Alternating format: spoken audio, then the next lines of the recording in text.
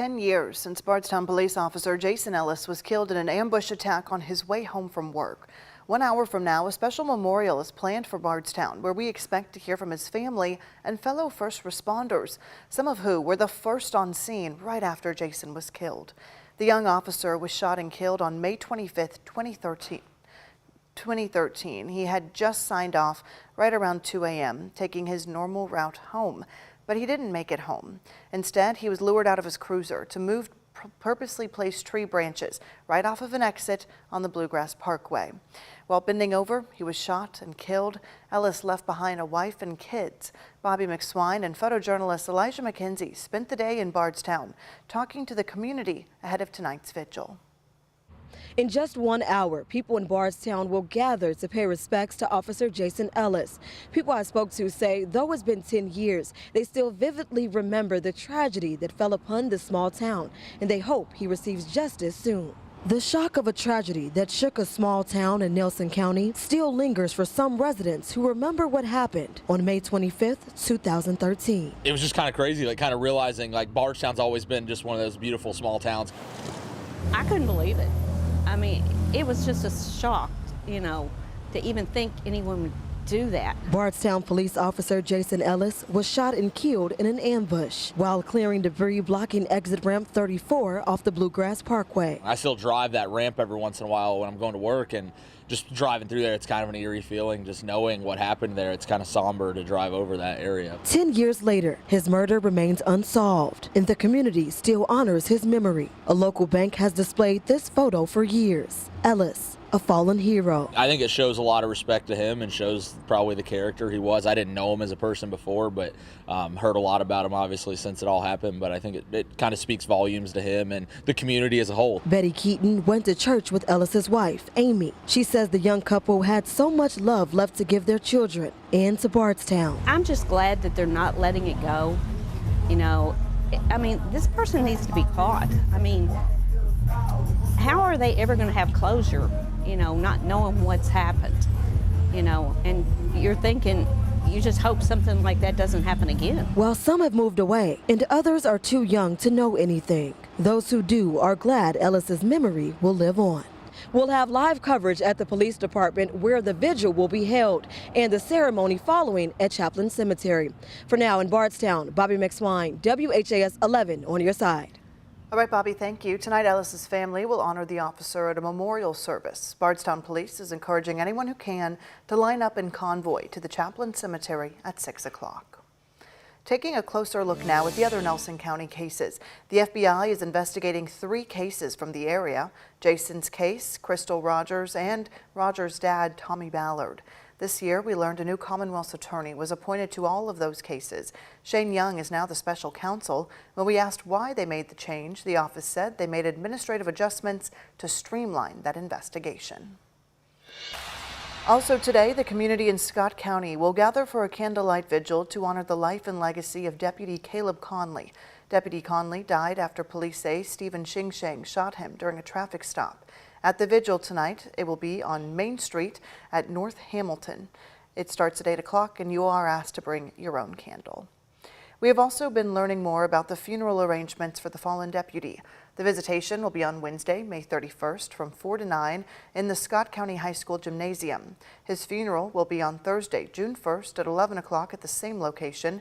Deputy Conley will be buried at the Battle Grove Cemetery in Cynthiana, Kentucky. 3 years ago today, George Floyd was murdered at the hands of Minneapolis police officers, triggering protests around the world, all calling for police reform. For 9 minutes, a white police officer pressed his knee on George Floyd's neck. The murder was caught on video, quickly spreading across the internet and launching activists across the country to demand change. Last year, President Joe Biden signed an executive order banning chokeholds and no-knock warrants for all federal law enforcement.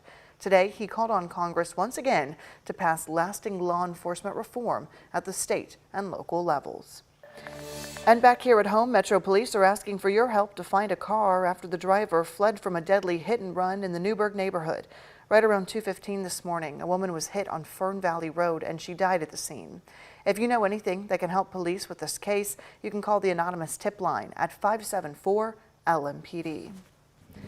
As we take a look outside on this Thursday evening, what an absolutely gorgeous day. I mean, anything that you can come up with to do on your Memorial Day weekend, I think it's going to be a winning idea if it's outside, Ben. Yeah, and at the bottom of your screen it said more of the same weather. We'll take more of the same That's weather. That's right. Unbelievable, yeah. This has been one of the nicest stretches of weather, certainly, that we've had so far this year. We're keeping that humidity low, lots of sunshine throughout the area, and comfortable temperatures. 73 and 75 right now, just a great combination.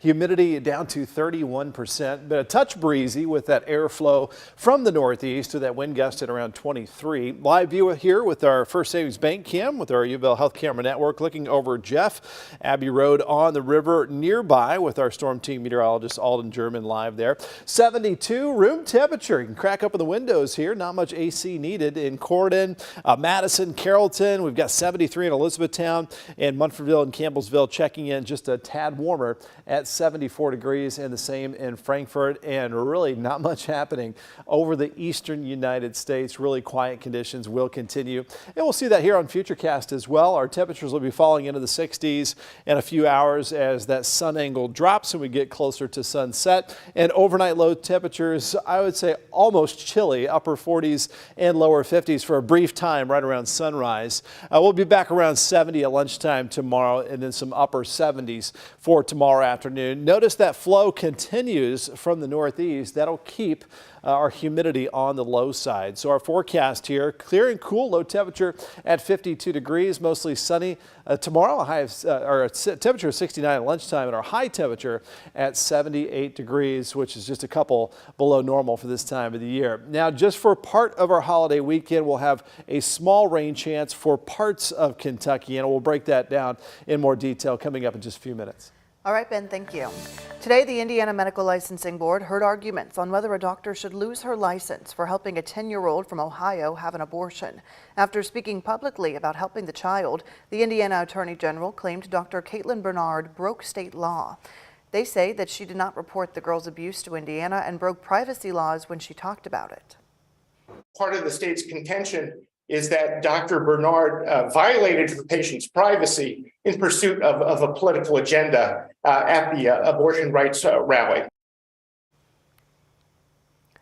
And more on this case. Bernard told a reporter about the girl's case at an abortion rally, but argues she didn't say any information there that would have identified that girl. She admits she is an advocate for women's health, including abortion, but her lawyer argued the doctor could not have known the backlash the story would cause. Part of what the state appears to allege is that Dr. Bernard is responsible for what happened here, the attention of the media, that this matter turned political. None of that is attributable to Dr. Bernard. It is because of what happened after this news story. We're gathering the information. Attorney General Todd Rokita appearing here on Fox News shortly after the doctor released her story. He said he would start an investigation into whether the doctor violated state law. Records show the doctor did report the abuse to her hospital per IU health regulations, but the Attorney General argued she should have told Indiana police. In the criminal case itself, an Ohio man has been charged for raping that 10-year-old girl. More news right here at 5 o'clock. This is the view outside of a business in the Russell neighborhood. The owner says it is costing him dearly. The business owner says he is losing thousands of dollars as a city-run construction project continues right there in front of his business. The construction is located near 1800 Muhammad Ali Boulevard. That's right across the street from the Kentucky Center for African American Heritage. Alexis Jones stopped by that site today, talking to the owner about the impact it's having on his restaurant. It's been 3 months since Anthony Sutton opened his new diner. What was supposed to be a successful business venture quickly took a turn for the worse on the corner of 18th Street and Muhammad Ali. Sutton typically opens the doors of Tino's Taste of Heaven 4 days a week, but recently he says less customers have been stepping inside. They don't have nowhere to park. The side of my restaurant is blocked off. The parking lot across the street is blocked off. They can't even get in the door. All because of construction, Sutton says started about a week ago. Louisville Forward says the construction is a part of the city's beautification project, which will bring in benches and better sidewalks. According to a spokesperson, contractor 7C says they notified owners on 18th Street and Ali about their plans. However, Sutton says he didn't get the heads up. No warnings or anything. Now he says he's out of money and struggling to provide for his family. And to make matters worse, he says each time he calls the city for assistance, nothing gets done. Nobody has reached out to help me. Nobody.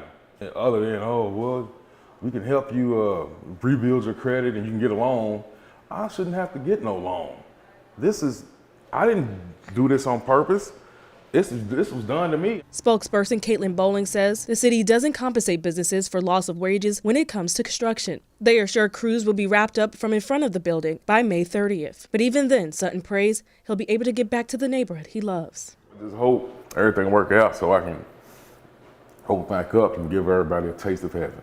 In Louisville, Alexis Jones, WHAS11 on your side. And that business owner is hoping the community will come and support his restaurant so he can stay in business.